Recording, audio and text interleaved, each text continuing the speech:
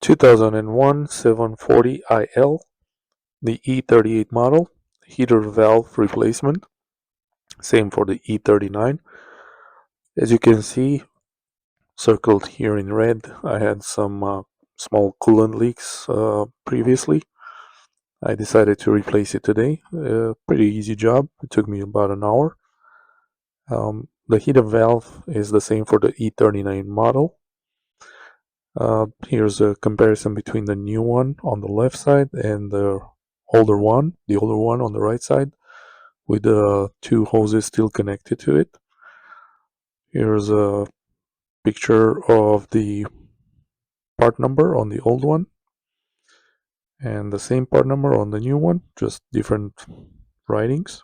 Right here, small tip: to be able to swap the hoses from the old one to the new one, I took a black marker, as you can see here, and I marked the hoses in the clamps position in relation to the valve's body, as you can see here in the corner.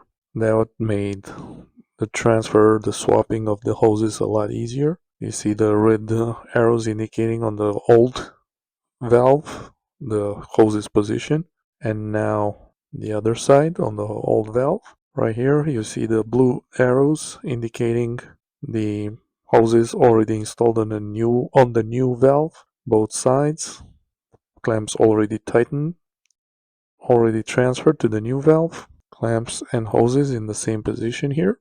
Makes life a lot easier to reroute the hoses and to install the new heater valve. Now in this picture you'll see three blue arrows.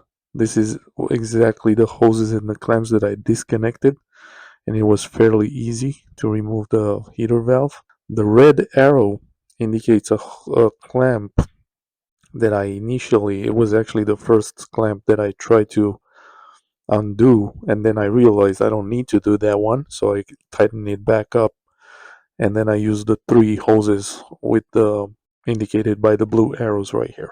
Hoses and clamps, of course. Just disconnect those clamps and hoses and the heater valve will come right out.